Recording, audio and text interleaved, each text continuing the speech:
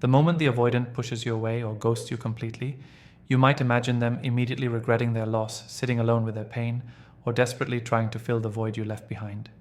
The reality is far more complex and revealing. They don't turn to healthy support systems that help them process their feelings or examine their patterns. Instead, they gravitate toward people and situations that validate their avoidance, enable their denial, and help them maintain the comfortable fiction that leaving you was the right decision rather than the predictable result of their attachment trauma. Their post-breakup support system reveals everything about why they destroy relationships and how they prevent themselves from learning or growing from the experience. They don't seek out people who will challenge them to examine their behavior, hold them accountable for their patterns, or encourage genuine emotional processing. They surround themselves with enablers, distractions, and familiar dysfunction that allows them to avoid the uncomfortable truth that they sabotage something valuable because their trauma made love feel more dangerous than loneliness. Understanding where they go after losing you isn't about hoping they'll realize their mistake and come back. It's about recognizing that their choice of post-breakup support reveals the depth of their commitment to avoiding emotional growth and maintaining the patterns that destroyed your relationship. Their relationships after you aren't about finding better connections. They're about finding easier connections that don't trigger their attachment wounds or require the vulnerability that genuine intimacy demands. The people they turn to after losing you serve specific psychological functions, validating their decision to leave, helping them avoid processing their loss, confirming their narrative about relationships being problematic, and providing distraction from the growing awareness that they might have destroyed something irreplaceable. None of these people can actually replace what you offered, but they can temporarily help the avoidant maintain their denial about what they've lost and why. The cruel irony is that while you're processing the pain of their abandonment, working through your confusion about their sudden departure, and trying to make sense of how someone who seemed so interested could disappear so completely, they're busy constructing elaborate avoidance strategies that prevent them from feeling anything authentic about the loss. They're not healing. They're hiding, not growing. They're regressing, not learning. They're repeating the exact patterns that guarantee they'll be alone forever. Exes and old flames, the familiar safety of past connections. The avoidant's first instinct after losing you often involves reaching out to ex-partners or old romantic connections who represent the familiar, predictable, emotional landscape of relationships that already failed once and therefore carry no pressure to succeed. These past connections feel psychologically safe because the outcome is already known. The relationship didn't work, expectations have been eliminated, and emotional investment can remain minimal while still providing temporary comfort and validation. Their return to excess serves multiple psychological functions simultaneously. First, it provides immediate ego validation that they're still desirable and wanted by someone who knows them well, counteracting any feelings of rejection or failure from your relationship ending. Second, it offers the comfort of someone who already understands their patterns and limitations without requiring explanation or vulnerability about their attachment issues. Third, it creates the illusion that they're moving forward while actually retreating to what's familiar and emotionally unchallenging. Watch how they frame reconnection with exes as closure or catching up as friends, when it's actually about finding someone who won't challenge them to grow, won't expect consistency or depth, and won't trigger their attachment fears because the relationship already has built-in limits and predetermined failure patterns. These connections feel manageable precisely because they've already proven unsustainable, eliminating the terror of something becoming too real or too important. The nostalgia they feel for past relationships after losing you isn't about the ex-partner being better or more compatible than you were. It's about trauma making the past feel safer than the present because past relationships represent known quantities with established emotional boundaries, while what they had with you was becoming dangerously undefined and potentially infinite in its capacity to hurt them if it continued developing. Their selective memory about why previous relationships ended conveniently erases their role in those failures, allowing them to romanticize the past as a coping mechanism for avoiding the reality of their present loss. They remember the good moments with exes while forgetting the patterns that destroyed those connections, creating an idealized version of past love that helps them minimize what they just lost with you.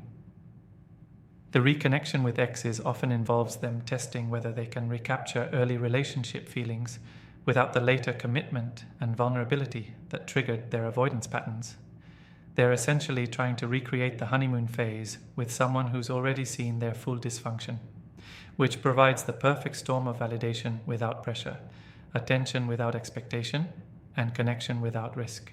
Their communication with exes typically involves them presenting themselves as victims of your relationship's failure rather than examining their patterns of sabotage and abandonment. They rewrite history to position themselves as someone who tried their best but couldn't make things work due to incompatibility, timing issues, or your excessive needs, rather than acknowledging their avoidant attachment, destroying another potentially healthy relationship. The comfort they find in ex-partners often comes from these people having already adjusted their expectations downward to match the avoidance capacity for emotional availability.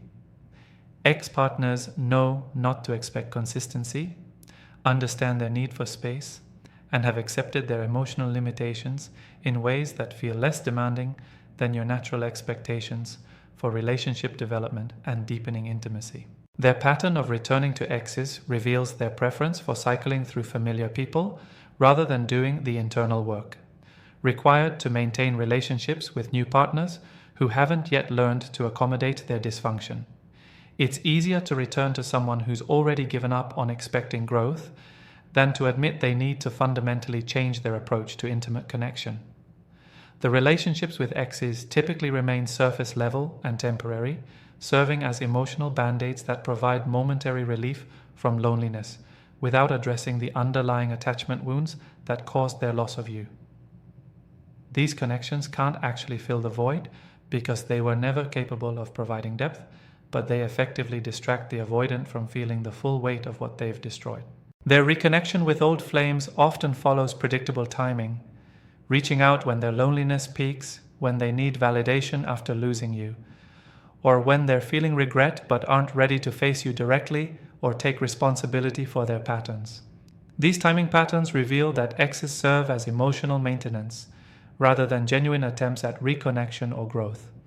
The most tragic aspect of their retreat to ex-partners is how it prevents them from learning why their relationships fail by providing familiar dysfunction rather than forcing them to confront their attachment patterns.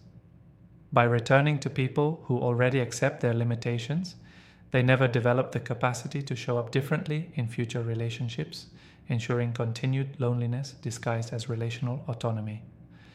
Surface-level friends, the emotional distance crew. After losing you, the avoidant surrounds themselves with friends who excel at keeping conversations light, emotions superficial, and questions about their personal life minimal or non-existent. These relationships provide the perfect buffer against processing their loss because they're built on shared activities, casual hangouts, and surface-level banter rather than emotional intimacy or vulnerable sharing about relationship struggles and personal failures. Their friend selection process after a breakup isn't random. They gravitate toward people who won't probe too deeply into why the relationship ended, won't challenge their narrative about what happened, and won't suggest that they might bear responsibility for yet another relationship failure. These friends serve as enablers who accept the avoidance version of events without question, providing validation rather than accountability. Watch how they suddenly become extremely social with acquaintances who barely know them, throwing themselves into group activities, social events, and public gatherings that keep them constantly surrounded by people while never actually being known by anyone. This social butterfly routine creates the illusion of connection while maintaining perfect emotional isolation that protects them from processing the depth of what they've lost. The surface-level friend group typically includes people who share their avoidance of emotional depth. Other avoidants, emotionally unavailable individuals, or people so focused on their own lives that they don't have energy or interest in probing into the avoidance relationship patterns. These friendships feel comfortable precisely because they don't require vulnerability, self-examination, or emotional growth. Their conversations with these friends stay focused on external topics, work achievements, travel plans, hobbies, entertainment, current events, anything except the internal emotional landscape where their relationship failures and attachment wounds reside. They can spend hours with these friends without ever discussing their feelings about losing you, their patterns of sabotage, or their growing sense that they might be fundamentally broken at intimate connection. The emotional distance crew serves another crucial function. They help the avoidant construct and maintain their false narrative about why the relationship ended. These friends, knowing nothing about the relationship dynamics or the avoidance patterns, readily accept explanations about incompatibility, timing issues, or your supposed neediness. Their uninformed validation helps the avoidant avoid confronting their role in destroying another potentially meaningful connection. Their friendship patterns reveal a preference for breadth over depth. Many casual connections rather than few intimate ones. Lots of activities rather than vulnerable conversations. Constant social scheduling rather than quiet self-reflection. This horizontal expansion of shallow relationships protects them from the vertical depth that real friendship requires, and that might force them to examine their relationship patterns. The surface-level friends rarely witness their authentic emotional state because the avoidant carefully manages their presentation to appear fine, unaffected, or even relieved about the relationship ending. They perform emotional stability for these friends, using the performance itself as a defense against feeling the actual grief, regret, and confusion that exists beneath their carefully maintained facade. Their choice of drinking buddies, activity partners, and casual hangout friends rather than emotionally intelligent confidants reveals their commitment to avoiding the processing work that healing requires. They surround themselves with people who facilitate distraction and denial rather than those who would encourage genuine emotional examination and growth. The friend group often includes people who share their dysfunctional relationship patterns, others who ghost partners, struggle with commitment, or pride themselves on emotional independence. This creates an echo chamber where their avoidant behaviors get normalized and even celebrated as healthy boundaries or self-protection, rather than recognized as trauma responses preventing genuine connection. Their friendships become increasingly performance-based after losing you, focused on appearing fun, successful, and unbothered, rather than being authentic about their struggle with intimacy and growing loneliness. They become the life of the party, the reliable activity organizer, or the friend who's always up for plans, anything except the vulnerable person sitting with legitimate grief about what they've destroyed. The most revealing aspect of their surface-level friend choices is that none of these people could provide the kind of support that actual processing and healing would require. They've deliberately constructed a support system that can't support genuine emotional work, ensuring they remain stuck in patterns that guarantee future relationship failures, while feeling socially connected enough to deny their profound emotional isolation. Work and achievement, burying pain in productivity. The avoidant's most socially acceptable coping mechanism after losing you involves throwing themselves into their career with the intensity of someone running from a burning building. Work becomes their new relationship, demanding their time, energy, and focus in ways that effectively eliminate space for processing their loss or examining their patterns. Professional achievement serves as both distraction from emotional pain and validation of their worth independent of intimate relationships. Their sudden work obsession appears admirable on the surface. Increased productivity, extended hours, ambitious new projects, pursuit of promotions or professional development opportunities. But beneath this achievement-focused exterior lies a sophisticated avoidance strategy where professional success substitutes for emotional growth and career advancement, replaces the relationship development they couldn't sustain. Watch how they become unavailable for social plans, family obligations, and any activity that might create space for self-reflection or emotional processing. Their calendar fills with meetings, work events, professional networking, and career-related activities that provide legitimate-seeming excuses for avoiding the internal work that healing from loss requires. Their busyness becomes armor against feeling anything authentic about what they've destroyed. The work focus serves multiple psychological functions simultaneously. First, it provides immediate validation of their competence and value in areas where success is measurable and controllable. Unlike relationships where outcomes depend on vulnerability and emotional availability they lack. Second, it creates exhaustion that makes emotional processing feel impossible. They're too tired to think about feelings after working 12-hour days. Third, it generates achievements they can point to as evidence they're fine, successful, and moving forward rather than stuck in dysfunctional patterns. Their professional achievements become their new identity, replacing the vulnerability of being known in relationships with the safety of being recognized for competence and performance. They transform from someone's partner to someone's colleague, from an intimate connection to a professional contact, from emotional being to achievement machine. This identity shift feels safer because professional success doesn't require the emotional exposure that intimate relationships demand. The addiction to productivity creates a sustainable distraction from loss because work is endless, always providing the next project, goal, or milestone to focus on instead of their emotional state. Unlike other distractions that eventually lose effectiveness, career advancement offers permanent escape from self-examination because there's always more to achieve, always another level to reach, always additional validation to pursue. Their work obsession often includes them taking on projects or responsibilities specifically to avoid having free time where feelings might surface. They volunteer for extra assignments, pursue additional certifications, or start side businesses that keep them occupied during evenings and weekends that might otherwise create dangerous space for reflection about their relationship patterns and growing loneliness. The professional focus allows them to construct a narrative where the relationship ended because of time constraints, career priorities, or life circumstance incompatibility rather than their attachment trauma making emotional availability impossible. They reframe their emotional limitations as practical scheduling conflicts, making their inability to sustain intimacy seem like a resource management issue rather than psychological dysfunction. Their colleagues become their primary social circle, providing built-in companionship through work relationships that have clear boundaries, defined roles, and minimal emotional demands. These professional connections feel safe because they exist within structured contexts with understood limitations, unlike personal relationships that might develop depth and trigger their attachment fears. The career success they achieve while avoiding emotional processing creates cognitive dissonance. They're succeeding professionally while failing personally, achieving externally while deteriorating internally, appearing functional while remaining fundamentally disconnected from their emotional life and intimate relationship capacity.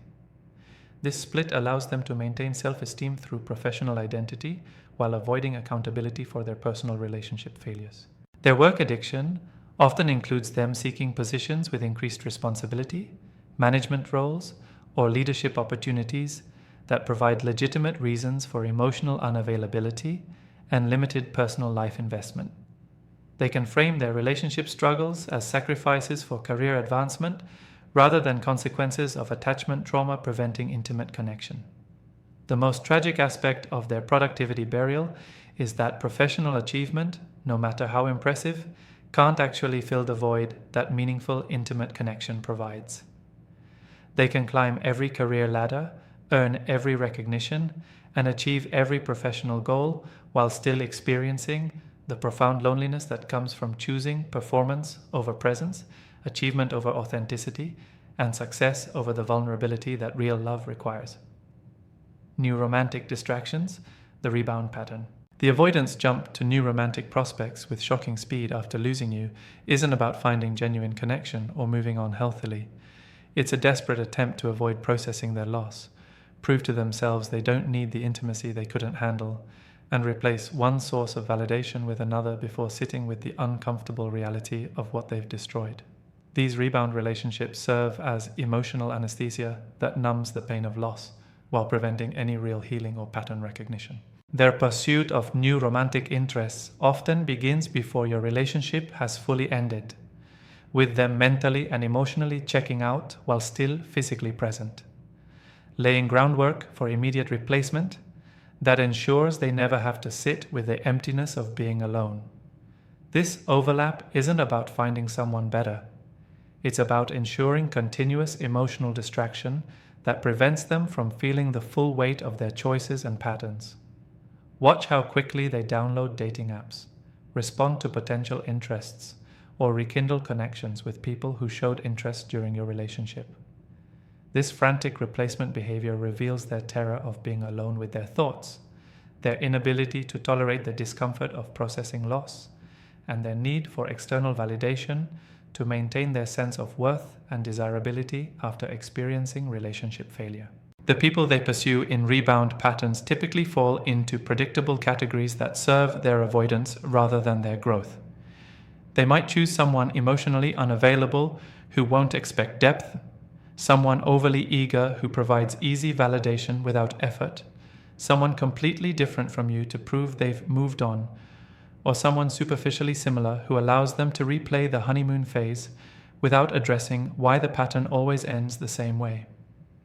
Their rebound relationships move with artificial speed that mimics genuine connection while lacking any real foundation or depth. They might become exclusive quickly, introduce new partners to friends rapidly, or engage in performative relationship behavior designed to prove to themselves and observers that they're fine, thriving, and completely unaffected by losing you. This performance serves their denial more than their actual healing. The new romantic distractions allow them to avoid examining their role in your relationship's failure by focusing on the excitement and validation of new attention. They can tell themselves they've moved forward rather than recognizing they're repeating the exact same patterns with a different person who hasn't yet discovered their emotional limitations and avoidant attachment style. Their rebounds often involve them love-bombing new partners with the same intensity they showed you during your honeymoon phase, recreating the high-interest period before their attachment fears inevitably activate. This pattern allows them to feel temporarily good about their capacity for connection while avoiding the reality that they can only sustain this level of emotional availability when attachment hasn't formed and vulnerability remains minimal. The rebound pattern serves their need to prove to themselves that they're not damaged, that the problem was compatibility rather than their attachment style, and that they can successfully connect with someone who doesn't trigger their intimacy fears. This narrative helps them maintain denial about their patterns while ensuring they never do the internal work required to actually show up differently in relationships. Their new relationships typically remain in shallow waters, with them unconsciously or consciously preventing the depth and emotional investment that would trigger the same avoidance patterns that destroyed your connection. They've learned nothing from losing you except to be more careful about letting things get too real, to maintain more distance from the start, or to choose partners who don't expect or inspire the kind of intimacy that activated their panic response.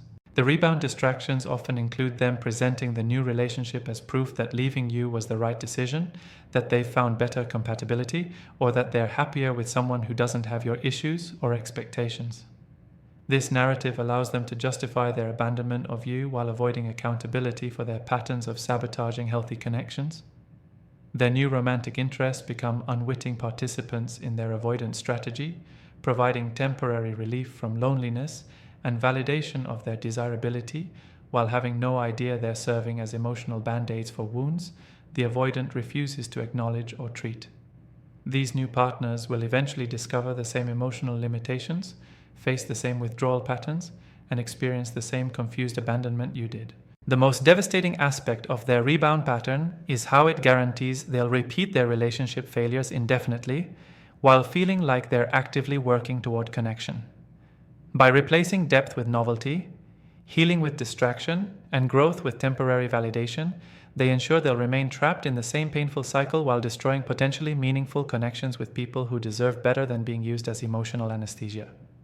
Family, returning to dysfunctional origins. After losing you, many avoidants retreat to the family dynamics that originally created their attachment trauma, finding perverse comfort in the familiar emotional patterns that taught them love was dangerous, needs were burdens, and vulnerability led to disappointment or rejection. This return to origins isn't about finding healthy support. It's about regressing to the dysfunction they understand, where their emotional limitations feel normal and their inability to sustain intimate relationships gets validated rather than challenged. Their retreat to family serves the psychological function of confirming their worldview about relationships being problematic, overwhelming, and ultimately unsustainable. If they came from families where emotional needs were dismissed, vulnerability was punished, or love was conditional and inconsistent, Returning to these dynamics after relationship failure feels like coming home to what they know rather than confronting how those same patterns destroyed their chance at healthy adult intimacy. Watch how they frame their return to family as prioritizing important relationships or reconnecting with their roots when it's actually about seeking refuge in a system that won't challenge their avoidance or expect emotional growth. Family members who never modeled healthy intimacy aren't going to suddenly hold them accountable for their relationship patterns or encourage them to examine their attachment wounds and destructive behaviors.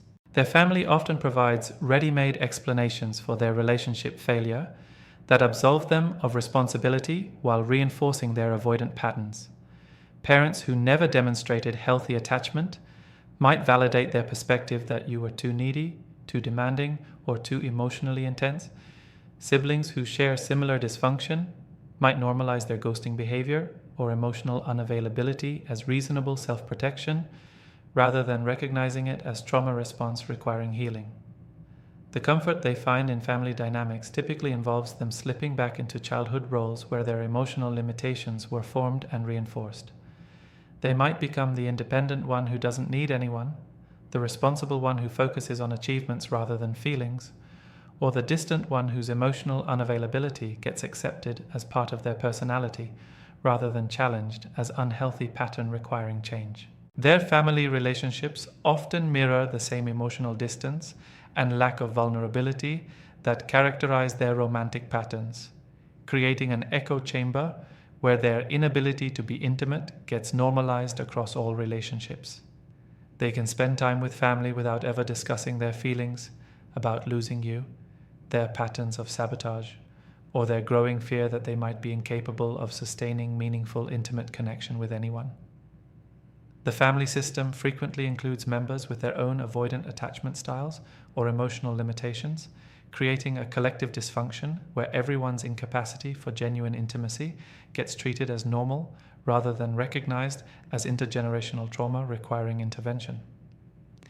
They find validation in a system that shares their emotional limitations rather than surrounding themselves with people who model healthy attachment and emotional availability. Their return to family often involves them seeking practical support, shared activities, or task-oriented connection rather than emotional intimacy or vulnerable sharing about their struggles. They might help with family projects, attend family events, or fulfill family obligations while maintaining the same emotional distance that destroyed their romantic relationship, proving they're capable of showing up physically while remaining emotionally absent.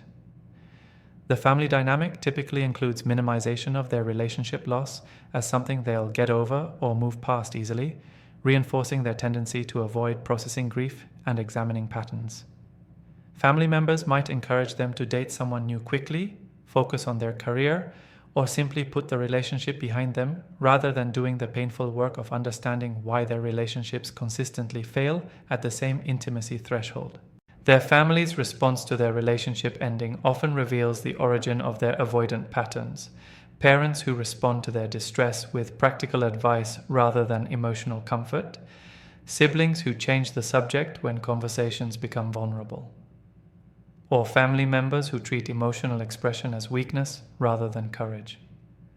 This environment confirms their learned belief that feelings are problems to be solved rather than experiences to be processed.